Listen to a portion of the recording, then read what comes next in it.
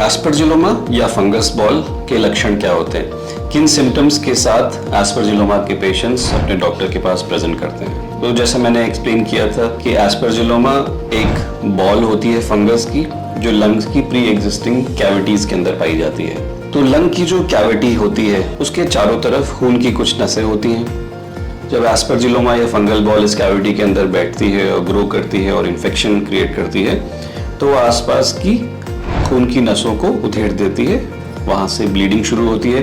वो ब्लीडिंग इस लंग की कैविटी के अंदर आती है और ये लंग की कैविटी हमारी सांस की नली के साथ जुड़ी हुई होती है। तो जब हम खांसी करते हैं ऐसे पेशेंट्स तो वो खांसी के साथ यहाँ से ब्लीडिंग उनके मुंह से बाहर निकलती है। तो खांसी के साथ खून आना यानी हेमोप्टिसिस एस्परजिलोमा या फंगल बॉल का सबसे कॉमन सिम्टम होता है। ये अलार्म करता है फिजिशियन को कि कुछ ना कुछ लंग्स के अंदर गड़बड़ी चल रही है और उसे इवैल्यूएट करना चाहिए। ये जो ब्लीडिंग होगी, हेमोप्टिसिस होगी, ये कई प्रकार की हो सकती है। माइल्ड डिग्री की हो सकती है, मॉडरेट डिग्री हो सकती है या सिवियर हो सकती है।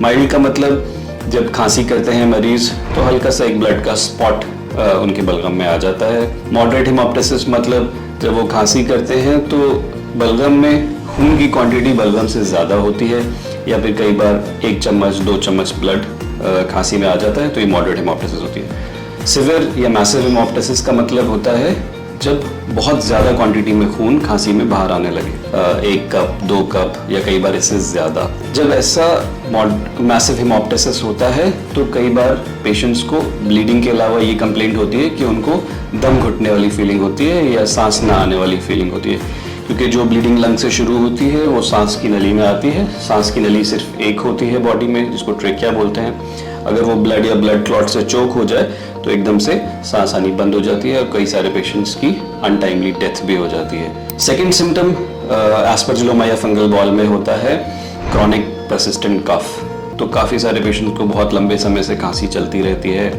ये खांसी ड्राई भी हो सकती है या खांसी बलगम के साथ भी हो सकती है या खांसी बलगम प्लस खून के साथ भी हो सकती है, जैसा मैंने एक्सप्लेन किया था इससे पहले वाले सिम्टम में। तीसरा सिम्टम होता है चेस्ट पेन। जिस भी जगह में एस्परजिलोमा या फंगस बॉल होता है लंग में, उसके आसपास बहुत डेंस इन्फ्लेमेटरी रिएक्शन जनरेट होता है। आसपास का लंग कॉन्ट्रैक्ट होने लगता है और वो पास की छाती की दीवार को अपनी तरफ खींचने लगता है, जिसकी वजह से पेशेंट्स चेस्ट पेन की कंप्लेंट करते हैं। चौथा जो सिम्टम होता है वो फीवर होता है।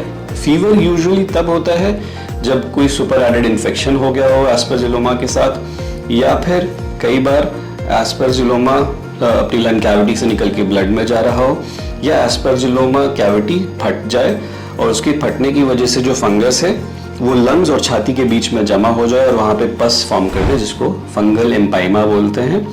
ये थोड़ा सा रेयर होता है, बट अगर होता है तो पेशेंट काफ़ी हाई ग्रेड फीवर के साथ प्रेजेंट करता है और साथ में कई बार सांस लेने में तकलीफ भी होती है।